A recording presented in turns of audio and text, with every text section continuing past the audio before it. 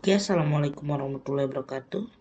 Jumpa lagi kita di pertemuan yang sama masih, tapi untuk bab ketiga yaitu analisis rasio, di mana kita akan membahas langsung pengertian analisis rasio keuangan, fungsi dan manfaat atas analisis rasio keuangan, jenis-jenis rasio keuangan, penerapan analisis rasio laporan keuangan, dan contoh analisis rasio keuangan. Rasio adalah alat yang dapat digunakan untuk menjelaskan hubungan antara dua macam angka atau data finansial. Menurut Bambang Rianto, analisis rasio keuangan adalah analisis yang dilakukan dengan menghubungkan berbagai perkiraan yang terdapat pada laporan keuangan dalam bentuk rasio keuangan. Menurut Wild, Subramaniam, dan Holsey, analisis rasio analisis dapat mengungkapkan hubungan penting dan menjadi dasar perbandingan dalam menemukan kondisi dan tren yang sulit untuk dideteksi dengan mempelajari masing-masing komponen yang membentuk rasio. Analisis rasio keuangan adalah analisis yang menghubungkan perkiraan neraca dan laporan laba rugi terhadap satu dengan lainnya, yang memberikan gambaran tentang sejarah perusahaan serta penilaian terhadap keadaan suatu perusahaan tertentu. Jadi, analisis rasio adalah analisis yang menunjukkan hubungan matematik dan sekaligus perbandingan antara elemen laporan keuangan pada suatu periode tertentu. Adapun analisis rasio bermanfaat untuk 1. Mengukur kondisi dan prestasi keuangan perusahaan pada saat ini dan di masa lalu sebagai dasar untuk memprediksi kemampuan keuangan perusahaan di masa yang akan datang. Menilai efektivitas kebijakan atau keputusan yang telah diambil oleh manajemen perusahaan dalam menjalankan operasinya. Dan yang ketiga, menyusun laporan keuangan performa. Nah, rasio keuangan dapat digunakan untuk mengevaluasi kondisi keuangan perusahaan dan kinerjanya dengan membandingkan rasio keuangan perusahaan dari tahun ke tahun. Dapat dipelajari komposisi perusahaan dan dapat ditentukan apakah terdapat kenaikan atau penurunan kondisi dan kinerja perusahaan selama waktu tertentu. Selain itu, dengan membandingkan rasio keuangan terhadap perusahaan lainnya yang sejenis atau terhadap rata-rata industri dapat membantu mengidentifikasi adanya penyimpangan. Analisis rasio pada umumnya digunakan oleh 3 kelompok utama pemakaian laporan keuangan menurut Brigham dan Houston. 1. Manajer yang menerapkan rasio untuk membantu menganalisis, mengendalikan, dan kemudian meningkatkan operasi perusahaan. Kedua, analisis kredit, termasuk petugas pinjaman bank dan analisis peringkat obligasi, yang menganalisis rasio-rasio untuk membantu memutuskan kemampuan perusahaan untuk membayar utang-utangnya. Dan yang ketiga adalah analisis saham, yang tertarik pada efisiensi, risiko, dan prospek pertumbuhan perusahaan.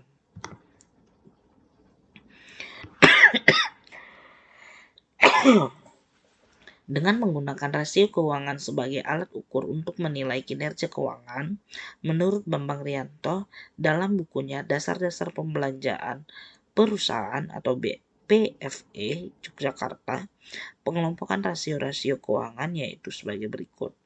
Ada rasio likuiditas, adalah rasio-rasio yang dimaksud untuk mengukur likuiditas perusahaan. Ada rasio leverage atau solvabilitas, adalah rasio-rasio yang dimaksudkan untuk mengukur sampai berapa jauh aktivitas perusahaan dibiayai dengan hutang.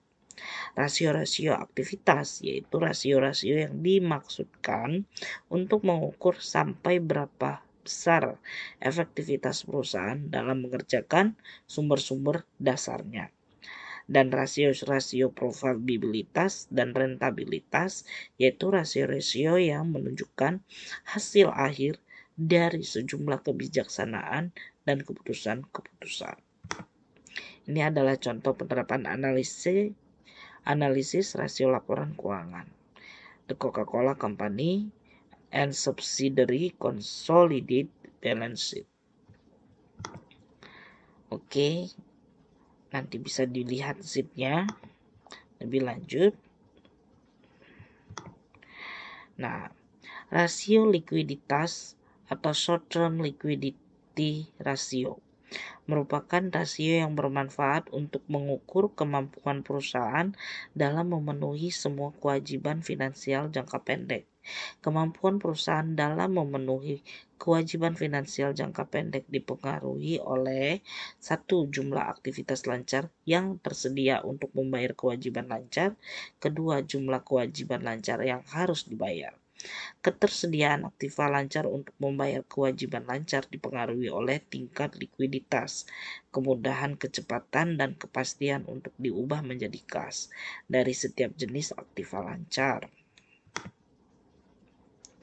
Berikut ini adalah ringkasan informasi tentang aktiva lancar dan utang lancar PT A, B, C per 31 Desember 2012. Di mana bisa dilihat di sini, maka perusahaan manakah yang kondisi paling liquid? Nah, di sini sudah bisa dicek contoh analisis rasio keuangan. Untuk liquidity ratio, ada current ratio, ada total asset turnover ratio, ada quick dan AC test ratio, inventory turnover ratio, dan masih banyak lainnya. Untuk current ratio berarti current asset dibagi current liability. Untuk aset turnover ada sales dibagi total aset. Total asset. Untuk quick ratio ada current asset inventory dibagi current liability.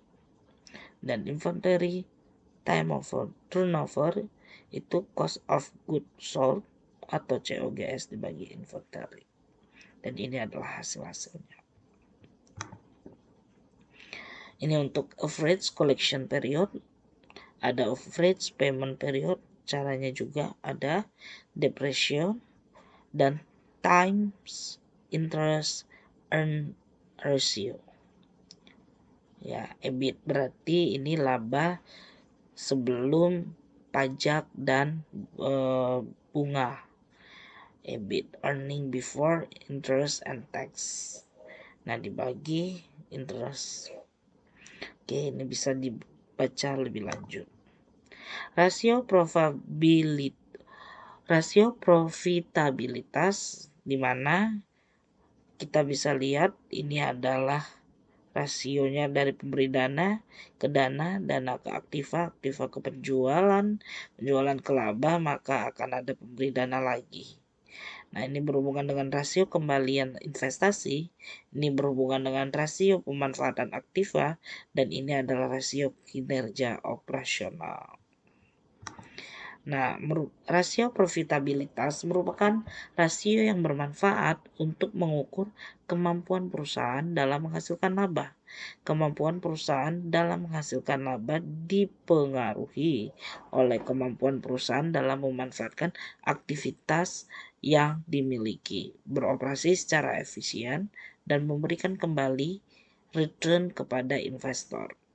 Rasio profitabilitas dipecah menjadi 3 kelompok, yaitu rasio pemanfaatan aktiva, rasio kinerja operasi, dan rasio kembalian investasi.